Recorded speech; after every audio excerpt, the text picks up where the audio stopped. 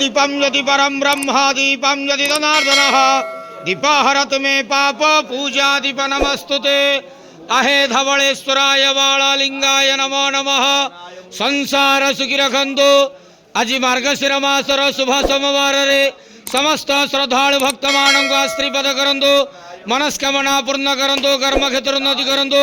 ग्रहरिष्ट खंडन करंतु। जगतर मंगल करंतु। विश्वर कल्याण करंतु। आपणकर नाम विख्यात करंतु। सेवकर डाक श्रवण करंतु। समस्त गुआवसा भक्त मानकर मनस्कामना पूर्ण करंतु। जो जो भक्त माने आपण पाखरे मानसिक रखिंट तंक मानसिक पूर्ण करंतु। धवलेश्वराय बालालिंगाय नमो नमः। संसार सुखी रखंतु आनंद गवार हरि बोलो। आज मार्गशीर मासर शुभ सोमवार रे समस्त श्रद्धालु भक्त मानक आशीर्वाद करंतु आनंद गवार हरि बोलो। धवलेश्वराय बालालिंगाय नमो नमः।